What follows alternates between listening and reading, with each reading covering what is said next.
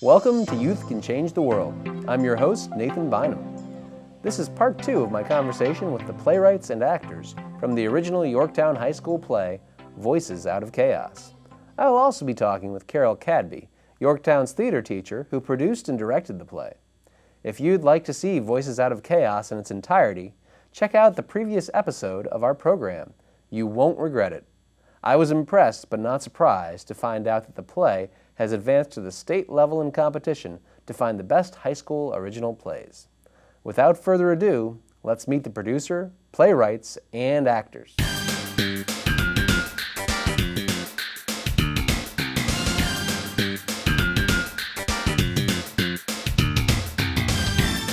So welcome everyone to Youth Can Change the World. You are here because you wrote an amazing play that I got to see many times because I actually edited the video version of it. Cool. And it was probably the most fun I've had editing in a long time. So I'm very honored to have you guys here. And I was wondering if somebody could start off by describing the process that it took to write Voices Out of Chaos. We came to school probably on the first day, and Cadby told us we were going to be writing a play, which was how we started, which was a very scary thing. Cadby being your teacher. Yes, Cadby being our teacher. And she told us to go home and write a 5-minute passion piece about anything happening in the world, like any current events or anything. That narrows it down. Yeah, just a little bit. And then we came back and we showed everyone our 5-minute passion piece, and then she was like, okay, those were really good. Let's do it again. And so we did it again, and we took all the ideas that we had and we bundled them all together, and Cadby has final say on like whatever happens. And we kind of realized we had like 4 major topics, like overarching topics. And so those were our 4 overarching like themes in the play. Wow. And it took us 6 months to get where we are today. And it's a bunch of rewriting during the process, which is nice because you can like change it whenever you feel like you're like, that line is weird. I don't want that there. So If you wrote it, you can change it. yeah, it's really nice. It's a very different process than just taking a play and producing it. So That's amazing. So when you walked into class, mhm. did you know you were going to write a play, or No. so she sprung this on you? Yeah. So you guys happy that she did that? On one hand, I think we're very happy that we got to the experience of writing a show, which all the 4s get to write their own show, so we would have gotten that eventually, but we're all very, like, it's cool that we get to change the show whenever you want, like it's your show, and it's not just your show, it's our show, and so no one could be like, oh, I wish this character would do this instead of this, or I wish they would say this, because sometimes you just can't change a line because it's not, like, allowed. But yeah, we're really like, I mean, we were surprised for sure, but I think we're all really happy that we got to do this show together.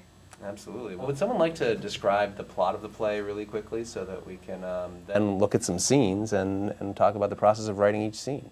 All right, so the premise of our show, Voices Out of Chaos, as we discussed, it was an original piece, and it was, each student talked about a certain topic that's happening in the world. We took all those pieces and we tried to mush them together while still following one plot. So in the beginning of the show, you have the main character, or the little girl, and she's interested in what's happening in the world. She's reading all these newspapers, and her mother appears and she asks her, what do all these mean? Can you help me? What does this newspaper say? What does this newspaper say? And her mother just says, you know, you're too young to know all about this. Just worry about go play your own game or something.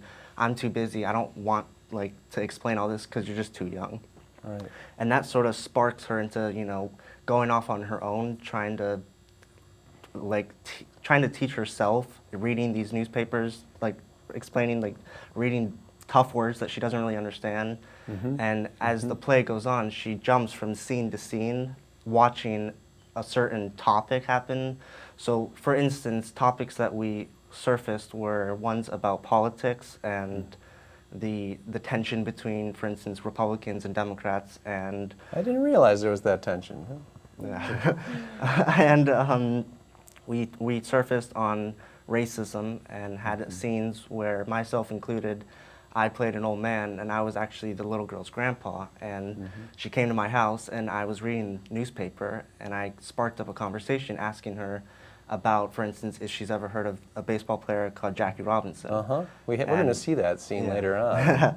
and she obviously not knowing who that was, I sort of told her a story about who he was, and him obviously being an African American, what he went through when he was a baseball player, and how people were rude to this man.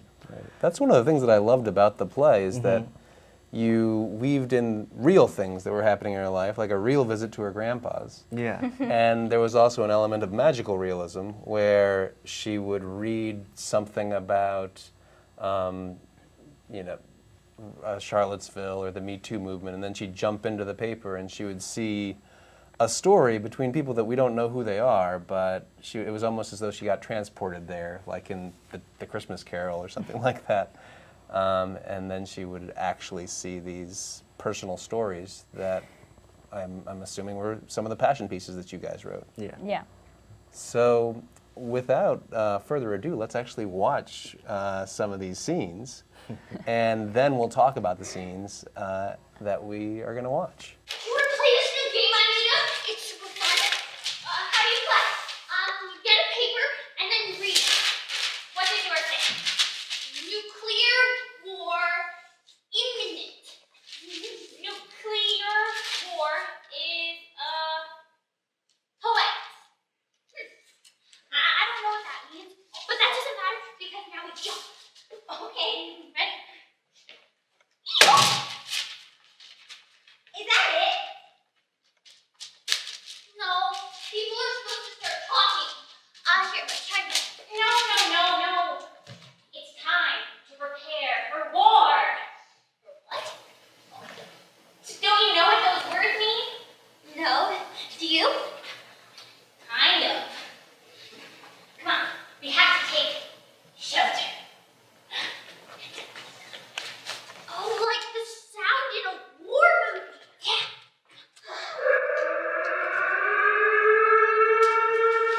We're under attack! It's a boss!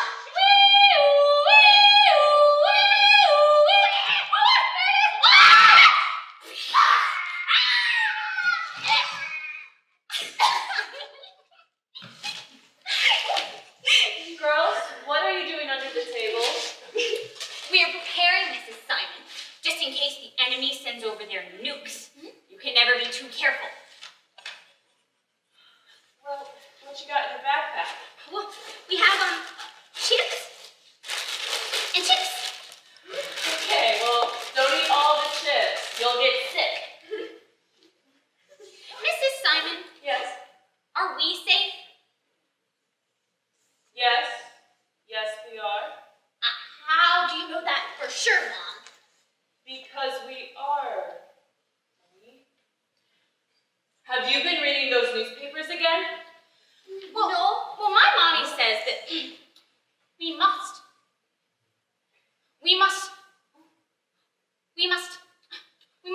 not hide away and stand up to the terrorists, or we let them win. You don't have to worry about any of that, okay? I'm still going to prepare. Preparation is key.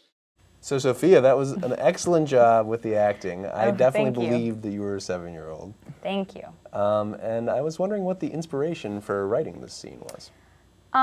So like Minch said, Miss Cadby, our teacher, told us to all write passion pieces, and I went through a lot of different things in my head, whether I wanted to do this from like a teen's perspective, like some people did, or a kid's perspective, and I came up with so many things because we had a full board, like a full whiteboard in the room full of ideas, and I like kind of couldn't really come up with something, but I'd been having like trouble sleeping. Which sounds weird. That's I was just, hard. yeah, I it was mean, a little. That's a real problem. Yeah, and on the news at the time, all there was talk of like the missile, like crisis and The tests in yeah, North all Korea the tests in North Korea, and it slightly terrified me, because that's always been like a secret fear in the back of my mind, and I was like, all right, well, that's not great. So I decided that was what I was gonna write my piece about on the perspective of a little girl, because A teenager kind of saying, like, are we safe, didn't seem as real to me as a little kid asking if we were safe. So I just wanted to kind of take my adult fears and kind of shrink them down to a kid size to kind of make it seem more impactful. Yeah, and that line was really impactful because, like, when you said, are we safe? And then the mom responding and not really knowing how to respond, you know. Well, she knows she needs to say, yes, you're safe. But that was a pretty powerful moment because, yeah, we don't know for sure. Yeah. And so I could relate to that a lot. Thank you. And I grew up in the Cold War with the whole, you know, in the 80s and the nuclear armament between the Soviet Union and the U.S. And I remember having very similar fears. And I think you're right. You don't voice them as an older person, as a high school student necessarily, as much as you would when you were younger. In which case, the fears don't go away, but you just don't voice them as easily when you get older. Yeah, I completely agree. Yeah. So did you get input from any of your co-creators into your scene? That one in particular, no, I don't think so. When I originally wrote it, it was just like a little girl character and a mother having a conversation between each other. But then when we put the show together and we had to create a plot line that made sense, that's when Camille was added in, and at first it was a play date at my house. Then we switched it to a play date at Elena. She's the one who played the mom, Elena's house. Well, it's her house, I guess. It is. And sorry, and then we switched the words around, so it was kind of back and forth between Camille and I voicing our fears, and then Elena's character, Mrs. Simon, kind of, instead of, because in my original piece, the mom was very comforting and very explaining. Like she said, we can't hide away or we let the terrorists win. That was like the mom's line originally, and so we switched it to the kids said, this is what my mom has said, and so that we could get more of the dynamic between like Elena trying to push it away from her child. So I think Miss Cadby probably had the most influence on that scene overall, as opposed to, but everyone definitely touched on everybody's piece for sure. Because we present them and then everyone gives feedback. That's wonderful. Yeah. You acted it out and then it was changed to fit into the narrative of the story. Yep. And I liked that tension that was added with the mom trying not to talk about it. We got a lot of questions about that during the question and answer session, yeah. A lot. of questions. I think, yeah, there are many that were reaoccurring, and the parent one for sure. Everyone was concerned as to why we thought our parents were like horrible people. See, I don't take it that way, because it's funny, because in the other episode of this where people said the same thing, you know? I feel like the mother is just trying to provide a safe environment for the child. Like, I feel like the mother's a very sympathetic character. Yeah, I think none of us intended to write any of the parents as bad people. Definitely not. Mila did the one she was in the beginning, and she does an argument scene with her father. And even that isn't supposed to be the parents are evil at all, which was interesting why some of the parents took it that way, because I felt all of us thought like the parents weren't supposed to be the bad guys. They're just trying to, like, especially in Elena's case, she's just trying to keep her daughter safe.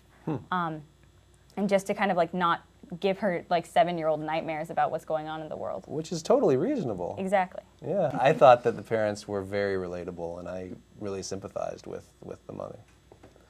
So let's check out another scene that actually was written by you, Gus.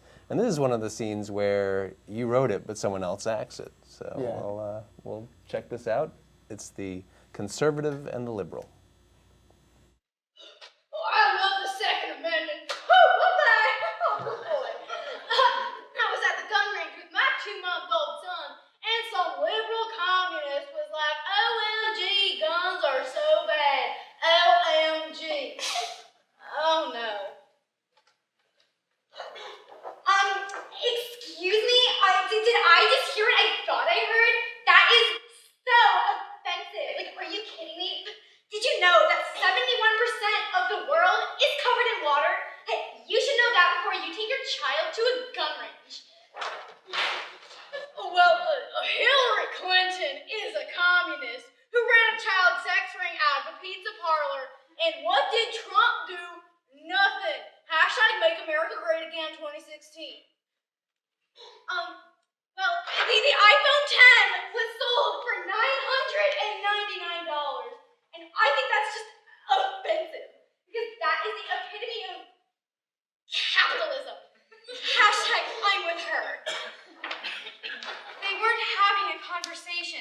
They were just throwing facts at each other. I tried to understand, but it was impossible. Oh, I saw one of those homosexual trannies at a restaurant, so I pulled out my gun. But everyone got all scared, but I wasn't gonna shoot. I was just trying to keep my neighborhood safe. Well, as a member of the LGBTQIARSH32KM plus community, I find that to be offensive. You're such a freaking Nazi. Oh, seriously? You're such a communist, you dirty tree hugger. You and the rest of you socialists are trying to take away my heritage so we can fit the Democratic agenda. Get out of here, you Republican, you greedy capitalist. Do everything of anyone but yourself. I bet Nazis are smoking so much pot you can't think straight. You're what's wrong with America.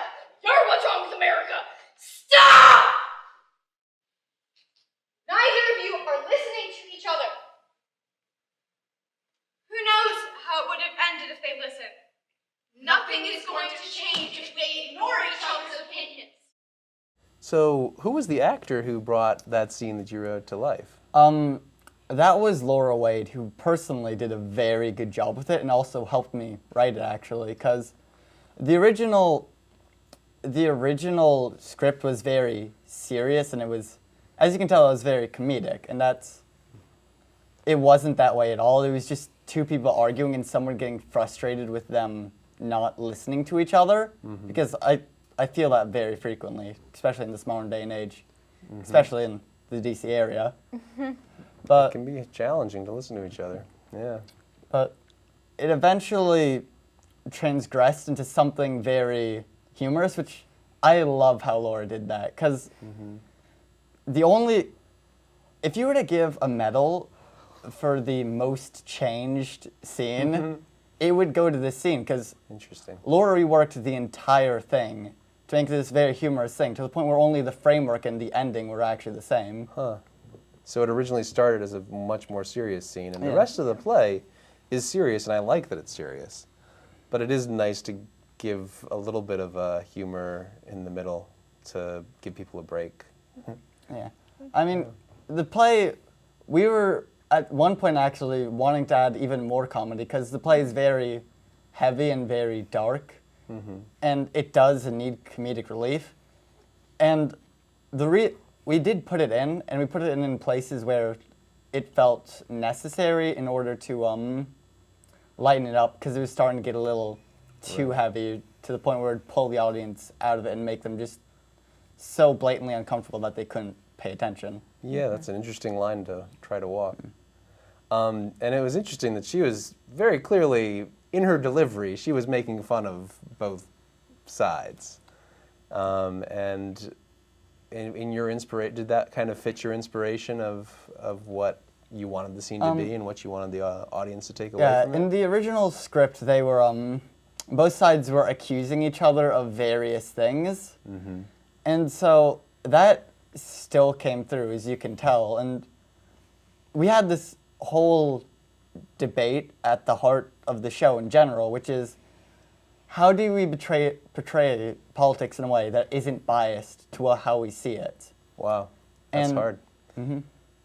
And continue. So, some people consider it to be one of the more important scenes in some ways, because it really does try to walk that line in showing the other side. And it's showing neither in a positive light. It's showing both their flaws and just poking fun at all of them in such a way that seems very nonpartisan.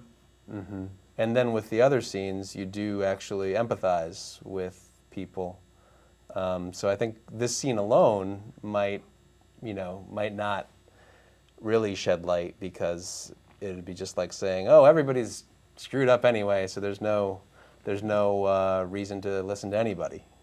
But with this scene in the midst of having serious, discussions where you are trying to empathize with the grandpa who has grown up in racist times and is trying to overcome that, and you are trying to empathize with the 7-year-old who's scared of getting nuked, and you are trying to empathize with the black teenagers who are seeing news about Trayvon Martin, and you're actually empathizing also with the kid in the seat with her dad who's yelling about how stupid Republicans are, but in a way that's not at all helpful. It's just raging. So in the midst of all that empathy, this comic relief really works, because we know that you are listening to each other in the rest of the play, and then in this part you're like, and this is how ridiculous it can get when we don't listen to each other. Yeah. In some ways, it was very originally intended to be not how they see themselves, obviously, but it's how they see each other and how they're not able to comprehend that they're also humans. And that's a message carried throughout the show, and that all sides are human and that everyone has a valid opinion, which I think needs to be recognized more. Well, thank you. That was an amazing scene. And did anyone have anything to add to the creation of that scene, or was that kind of a collaboration mainly between you and Laura? Laura. Yeah. I think everyone really contributed to that scene, because we all just thought it was so great. It was a really great piece. Yeah. So we all were like, you could do this or you could do this, and at one point she was like, can I bring in a gun? And Cadby was like, no. And she's like, what if I obviously made it was a Nerf gun? And she was like, let's see. And it stuck, so. It was hilarious when she actually fired the little Nerf thing across the stage. All right, well, let's check out the next scene, which is the one with you, Midge, and where you're in a very earnest conversation with your mom after being very upset by a conversation that you had that did not involve listening. Nope. Mom, I'm really upset, okay? So you know how I posted that thing on Instagram about how I don't want to be associated with Trump or Nazism or KKK or any of that? Well, this girl who I don't even know messaged me and called me un-American for what I said. And I even told her, look, I don't want to fight. I just want to have a conversation, but she still made me feel worthless because of my opinion. It's just, oh my God, even with Dad, we can't talk about politics near him, because he just gets upset and tells us to shut up because he doesn't want to hear it. And he's on the same side as us. I know I'm just a high schooler, but my opinion and my point of view should still be listened to and validated. So, Midge, that was a really intense conversation that you acted out one part of, but I felt like I heard the whole conversation. Yeah. What was it like for you what was the inspiration behind that conversation? Laura Wade actually wrote that piece. Wow, she comes up all the time. She really does. She writes some really great pieces. And Cadby told me that I would be performing it since she was performing Gus's scene. Okay. So she helped me rewrite it a little bit and tweak it a little bit.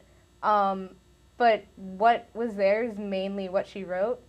And it's a very intense conversation. And, Yeah. I completely agreed with everything that Laura, I definitely have lived in that situation before. Wow. So it was it was easy and difficult to do. But, So, yeah. when you were acting it, you were really feeling worked up. Yes, I definitely was. I don't know if that came through. You weren't pretending. It was, and every time I would talk to my dad or my mom after, they were like, yeah, that just seemed like you were banging on your dad, you were just messing with him. And I was like, no, I love my dad. Oh, wow. But it's true. I want to have conversations with people, but people just don't want to hear it. They don't want to listen to it. And What is it?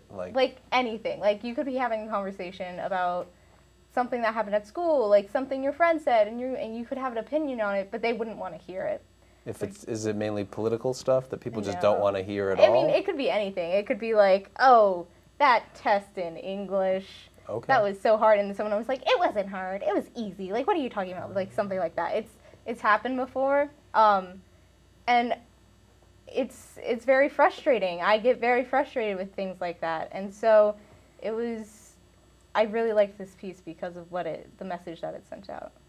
And what would you want the audience to take away from seeing this? To listen and to respect other people's opinions and points of views. Like, you don't have to agree with them, but the best thing you can do is listen, because listening can make all the difference. Not just like sitting there silently, just waiting for your turn to speak, just like actually listening and accepting what they're saying. You could like not agree with them, but like if you listen, then you can have a conversation. Right. Which is. It's interesting because listening is the way that we can. It's a chance to understand each other. It doesn't always work, and often it doesn't. But it's a chance. And while you were doing that scene, Camille was there as well, who's kind of the driving force behind the narrative arc of the play. And it seems like her whole problem is to try to understand. Yeah. And yet she's in the midst of all these shouting voices, hence voices out of chaos. So I found that part to be really effective, that, you know, as you're doing this, not completely unaware of Camille, because she just magicked there, she's kind of trying to understand, and she would want to listen to you, but she can't. Yeah. It's like kind of going on in her head. So it's her trying to figure out what's happening. So in a way she is trying to understand, she just can't. She can't grasp it, is like the issue with. She's only 7. Right. I mean, she shouldn't be able to grasp it yet. She should just be learning about like the moon and science and cute stuff that 7th graders, not 7-year-olds, do. Definitely, and maybe even just listening to people when they're upset that they lost their lunch. I mean, because if you can't even talk to somebody about your experience on a science test, I can imagine it would be really hard to talk about politics with people. Yeah. So we have another piece, speaking of listening, where your character, Luis, goes to a counselor. How have you been since we last met? I don't know, man. Look, not all that well, honestly. Okay, has anything in particular been bothering you? Well, I couldn't get any sleep last night again, so I had to sneak out of my house. And I know you're gonna ask how my grades have been. Look, they haven't exactly been great. Okay, well, how have your relationships with your parents been? Can I not talk about that, please? Of course, what would you like to talk about?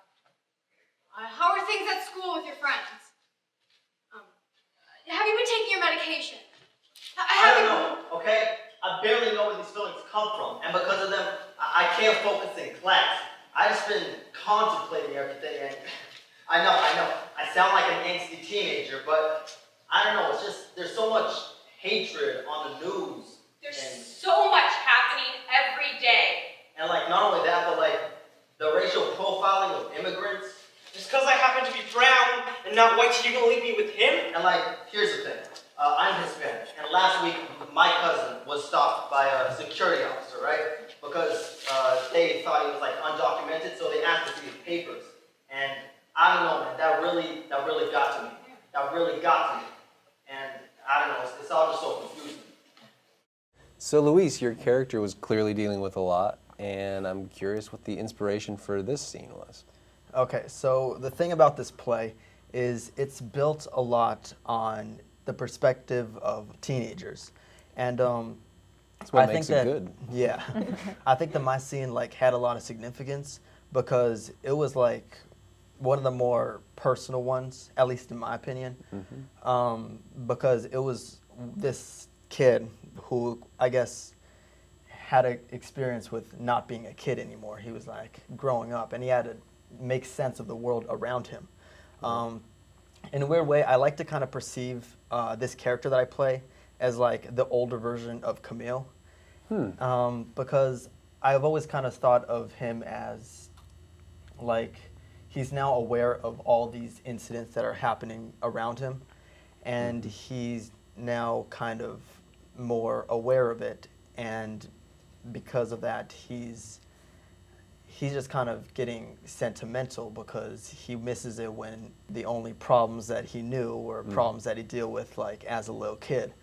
And I feel like there is, I guess I was kind of inspired to write this scene because like there were kind of two parts to our passion pieces that we did. There were like the first part where we kind of like did a play thing. And then there was another part where we had to like do this kind of freestyled 1 minute piece. Like, Was it improv? No. So sort of It freestyle. was like a thing is- monologue kind of mixing yeah, the the two. thing is, to me, it was kind of improv because I wasn't really sure about that second part, and I actually came up with the idea of a depressed kid, kind of like the night before, if not then the actual day of doing so, and it was pretty cool to see. We won't it get, tell your teacher. Yeah, it was pretty cool to see it actually get incorporated in the scene, in the play, because I feel like having that more insider's perspective, I mean like that outsider's perspective of like all this stuff happening and how he deals with it emotionally, I feel like that kind of resonated a lot, and Right. I feel like that had a lot of significance Right. with the rest of the play. Yeah, it helped me to empathize with, things that I hear in the news that I might get upset about that Yeah. are with other groups of people that I don't identify with. When I walk down the street, people don't see me as anything other than a white man, And I hear things on the news that are about, people who are not seen as white men, and it makes me angry sometimes, but it helped me empathize with what it would be like if I also identified with the people who are at the receiving end of racial profiling. Yeah, racial profiling. That was And also that part of was my scene. helpful. Yeah. And also your scene ties together. An amazing scene with the kid who said, "Is it because I'm brown?" It ties that scene together, and he had experienced everybody looking at him funny Yeah. when there was a terrorist attack, because they're like, "Oh, you're brown, you must be Muslim," and they had these terrible stereotypes about terrorists being Muslim. And Yeah, because and like it was- the latter half of my scene kind of incorporated my personal race in real life, because I am Hispanic, Chilean to be specific, and it was kind of cool to be a bit more specific towards the end of my scene, as it kind of showed that, I mean, immigrants these days, they are having to go through a lot of stuff in order to, like, stereotypes yeah, and people like, generalize them. worrying about getting deported and being undocumented. Right. And it was cool to have that incorporated in there also. It did have to be tweaked around a little bit when we wrote that scene out, because, I mean, it is kind of easy for this scene to get like kind of misconceived. And I feel like it all came through pretty well. And yeah, it led into my next scene of me getting shot. I don't know if I'm supposed to tell you that, but Yeah, no. like the video cut off, but then I got shot the next scene. Yeah, it ties into when they're talking. When you get up and leave, you have a hoodie on, and I mean, well, I'm supposed to be a different character. and they're He's talking Trayvon about Martin. Yeah. Trayvon Martin, Yeah. exactly. Yeah. And it brings, it just really brings home a lot of the really upsetting things that a lot of groups of people are needing to face because of color of their skin or their race or their definitely, religion. yeah. And I feel like your scene brought a lot of those together.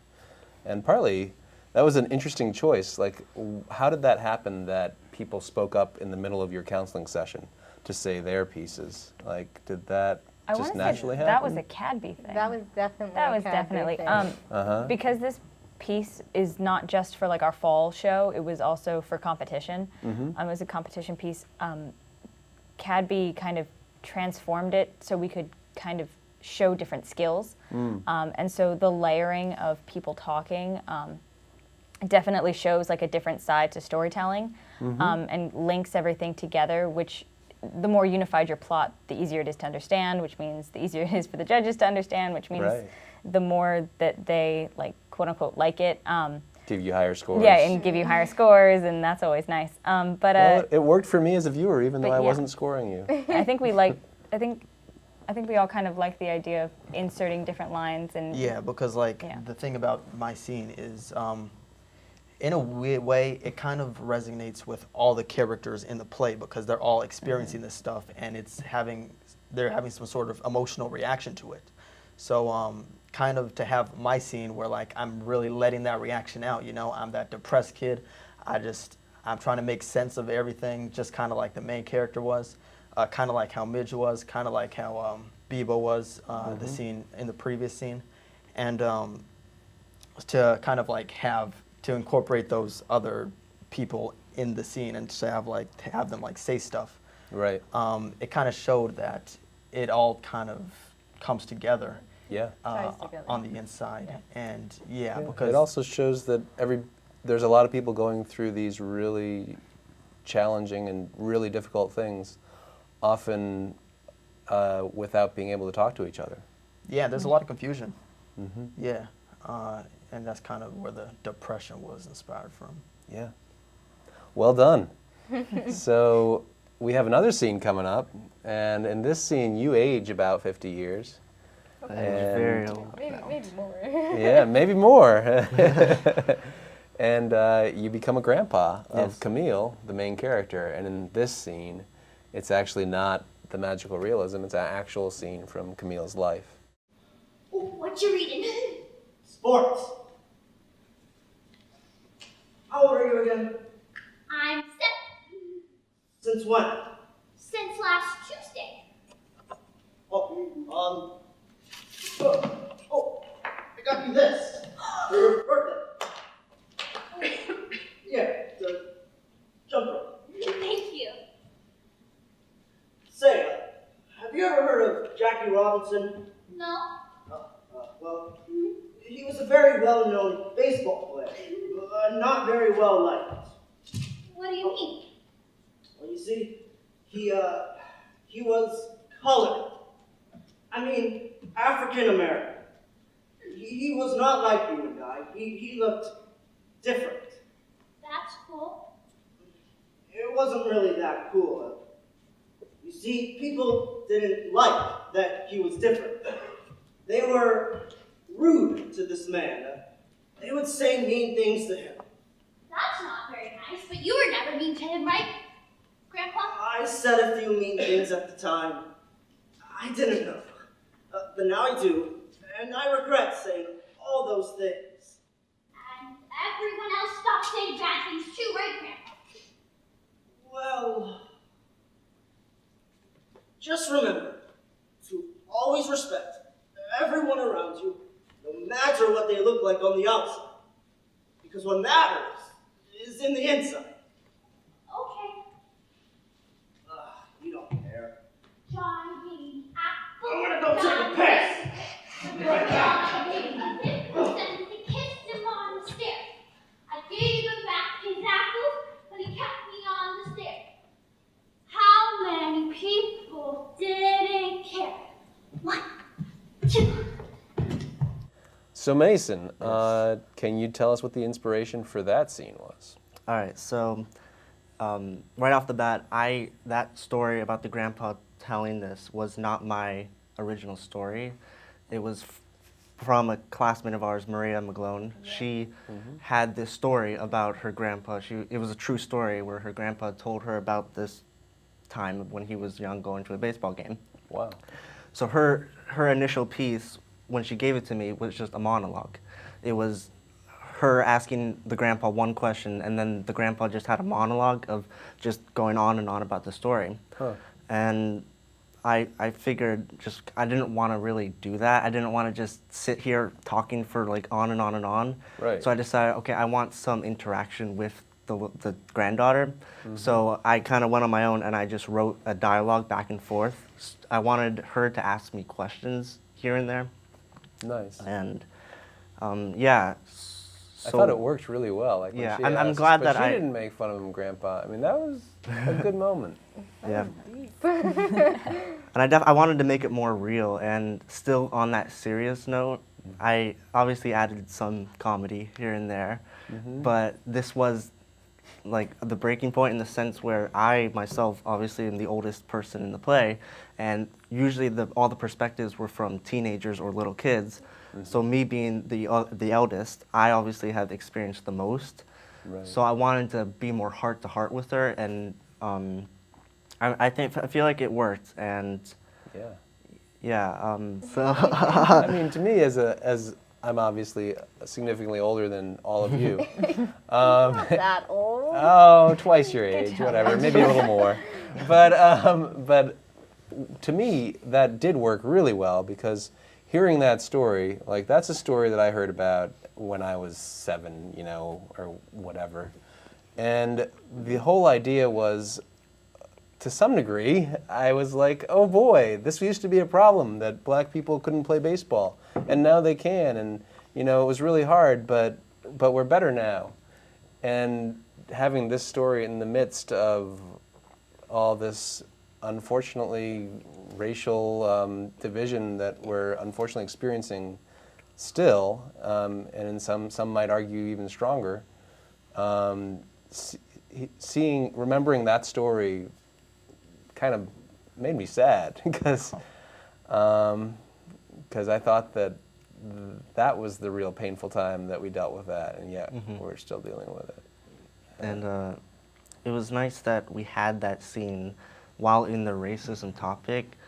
It was more of a conversation heart to heart, because the previous scene before that with Jordan, she physically is experiencing racism in her scene. Yeah. So to have the scene where I'm not physically being racist, or there's no racism happening, but I'm still telling a story reflecting back then, I feel like that definitely worked as being two scenes simultaneously next to each other.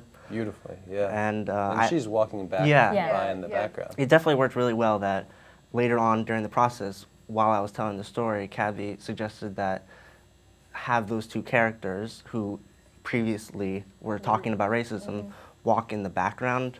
As like a extra punch in the face. Yeah. Your character is one of the few characters in the play to really own up to feelings that they may have had that may not have been logical, and in this case it was racism.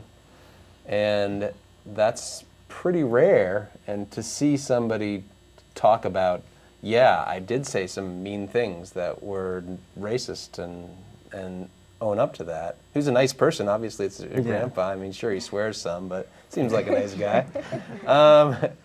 And to recognize, wow, this person's doing that, but this is just one person in the entire play, or one person who's doing that, and how many people would it take to own up to maybe some of their own prejudices to change the world. We had that scene with Bebo where all those kids in high school were being racist and they weren't owning up to it. So it was kind of that like other, like, this is one person who did like the right thing and owned up, and these are a bunch of people who still don't. Right, and he owned up 40 years later there. Right.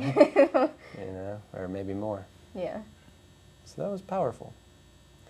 So I understand that there was creativity that went into this play, that some of it was left in the dressing room, you know, or in the rehearsal room, which was like making up songs, because we did see a song that Camille sings at the end of your scene.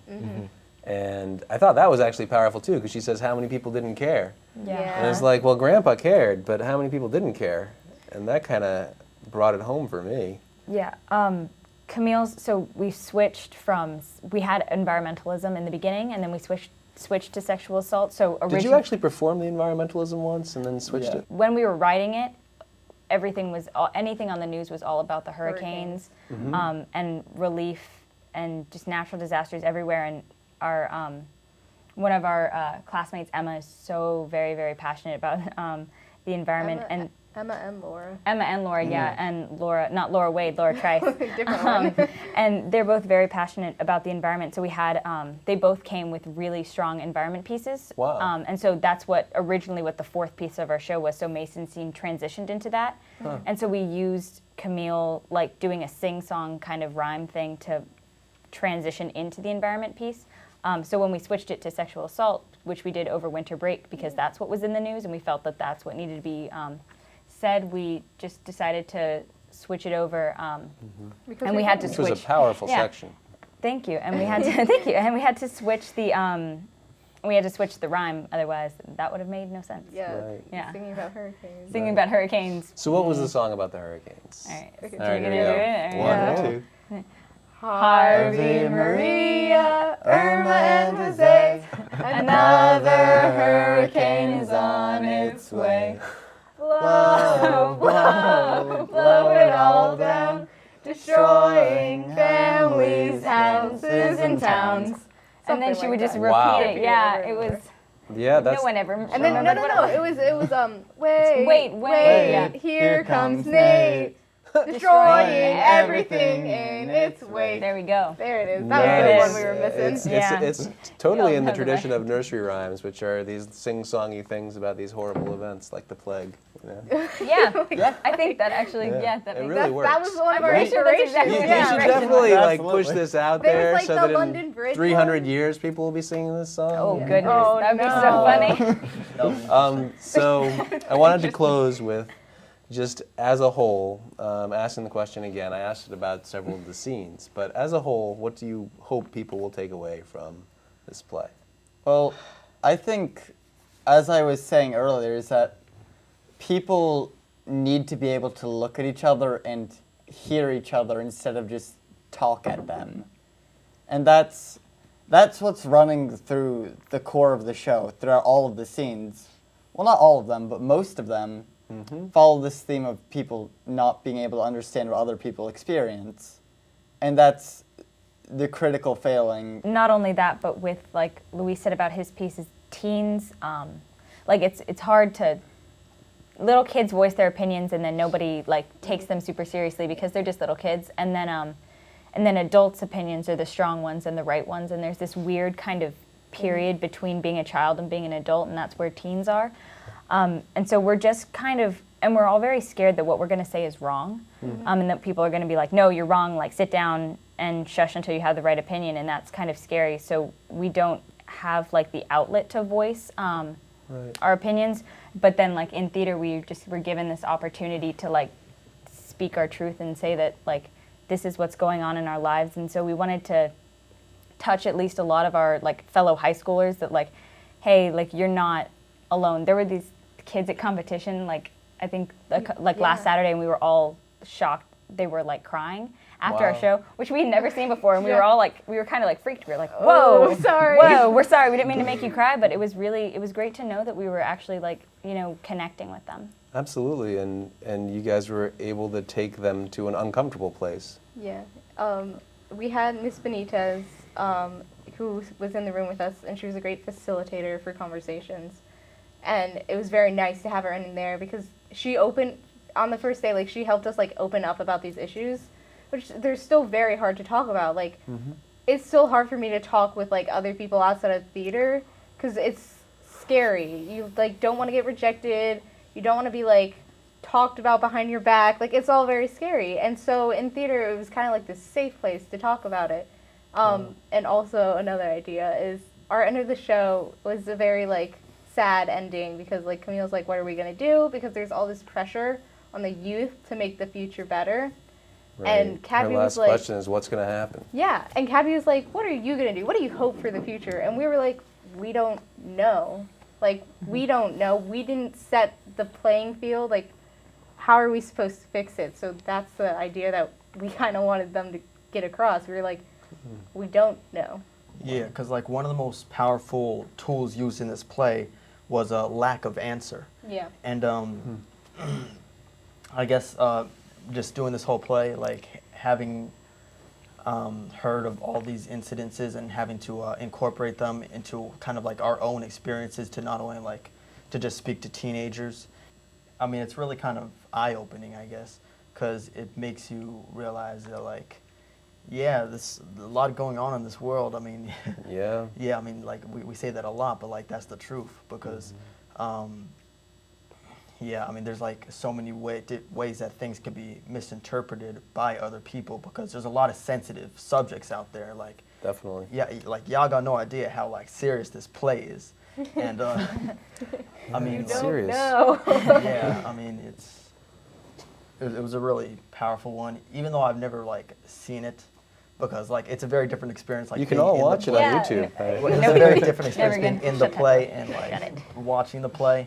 And like sometimes I just wish that I could like see the play from the audience's point of view. Like you said, I could watch it on YouTube, but like But it's not the It's same. not the same. it's not the same exactly. Theater needs to be lived. Yeah. Yeah. I think it was hard for us because like people always talk about how impactful it was. Like you said, I honestly got we the impact through video because I was not there. We can't don't we know. can't feel the impact. We don't because know. we basically lived it. So the impact isn't impacting. I mean, some of the Right. pieces, other people wrote were impactful. Like I think Jordan's, she was the little girl who was falsely accused of like stealing this girl's Right. seat. Yeah, And she's like that was African-American that was a girl. real experience for her. And so a lot of us were like, what? And a lot of the other like the other audience members, they didn't understand that that was something that actually happened. And so Huh. it's hard to be like. It's hard to watch yourself and be like, wow, I'm so impactful versus like watching other people's stuff and like really hitting it. And so I think Luis is right. Yeah. I was Well- just choking for a second. Well, it was definitely impactful for me, and I will say that, you know, as much as I deal with all these issues, I'm a kind of a news junkie, and you know, constantly trying to figure things out in a way like Camille is, you know. And when she said at the end, what's going to happen after that cacophony of all these sounds that kind of crescendos there, I was brought to tears. It was really impactful, even on YouTube. Even on YouTube.